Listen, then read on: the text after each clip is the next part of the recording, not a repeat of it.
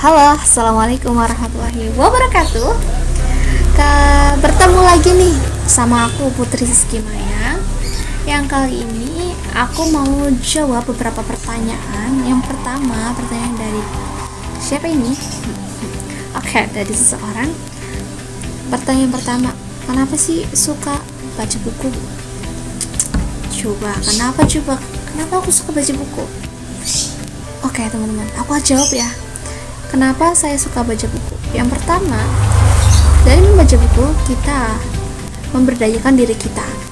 Yang kedua, dari membaca buku kita jadi tahu dan paham akan sesuatu yang belum kita tahu.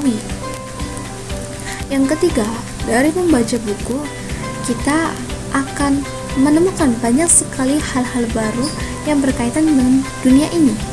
Yang keempat, dari membaca buku akan menambah kosakata kita untuk menulis, untuk berbicara, atau bahkan berhubungan dengan orang lain. Yang kelima, dengan membaca buku kita dapat menenangkan pikiran kita dari pikiran yang sedang kacau ataupun ngedown, sedih. Dari membaca buku inilah akan menjadi suatu kebiasaan yang luar biasa untuk kesehatan mental kita. Oke, pertanyaan kedua, buku apa yang sering kamu baca? Oke, buku apa yang sering kamu baca? Aku ya, buku tentang tentu self improvement. Kenapa self improvement? Karena aku lebih suka self improvement karena di situ banyak mengajarkan aku berbagai hal.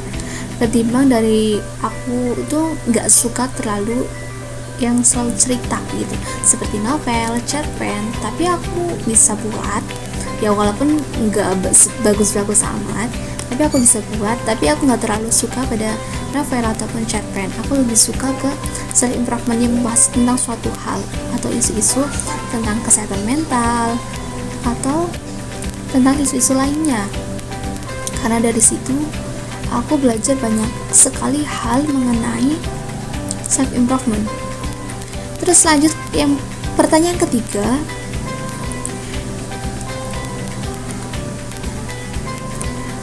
suka nulis juga ya? Kenapa suka nulis? Oke, aku akan jawab. Tapi nulis atau menulis itu kita lakukan tiap hari. Entah itu menulis pelajaran, menulis surat cinta buat doi, ataupun yang lainnya. Intinya pada akhirnya kita itu udah terbiasa menulis. Cuma bedanya yang ditanyakan di sini adalah menulis tentang sesuatu, yaitu menciptakan sesuatu, bukan hanya mengcopy paste dari tulisan dari buku ataupun majalah ataupun yang lainnya, tapi kita menulis dari gagasan pikiran yang ada di pikiran kita. Kenapa saya suka menulis? Karena yang pertama, dari menulis ini saya bisa feeling atau saya bisa menenangkan pikiran saya dengan menuangkan gagasan atau ide-ide yang ada dalam pikiran saya. Yang kedua, kenapa saya menulis? Karena dari menulis inilah kita dapat menghasilkan karya. Tentu menghasilkan karya, bukan menghasilkan yang lainnya.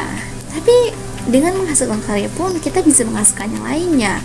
Contohnya berupa materi gitu. Tapi itu lebih mendalam lagi ya, karena butuh proses yang panjang juga.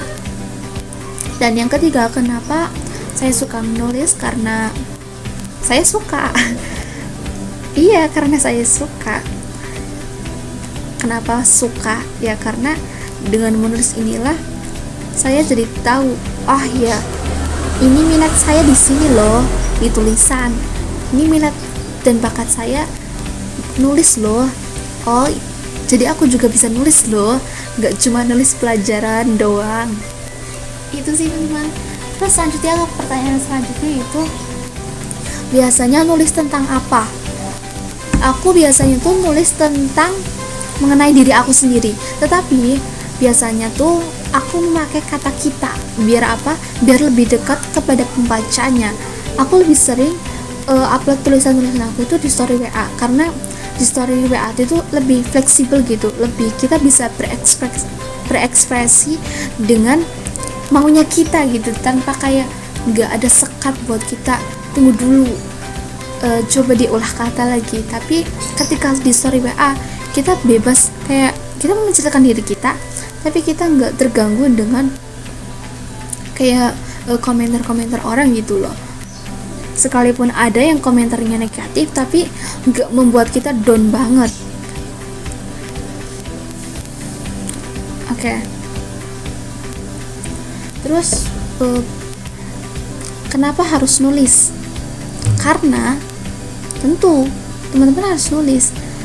Itu untuk save feeling teman-teman. Misalkan teman-teman ketika udah save feeling, kayak udah jalan-jalan kemanapun, tetapi tetap saja ada pikiran yang terus akan mengganggu di pikiran teman-teman. Nah, itu nggak akan bisa terlepas hanya dengan jalan-jalan doang, dan itu harus bisa dituangkan ya ke dalam tulisan.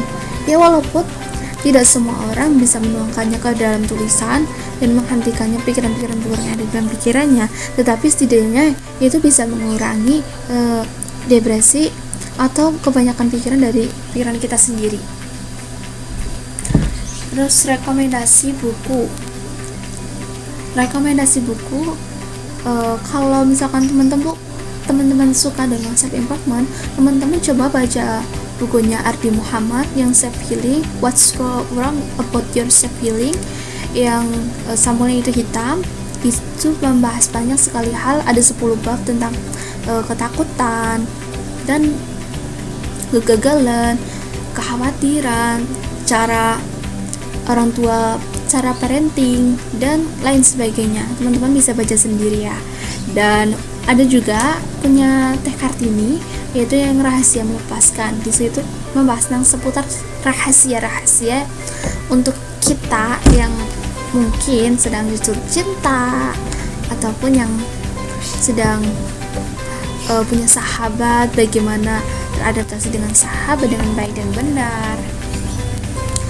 Dan banyak lagi sih buku-buku yang memang menarik buat dibaca, dan itu semua tergantung minat teman-teman ada di mana. Misalkan teman-teman suka self improvement, tentu akan mencari dengan self improvement.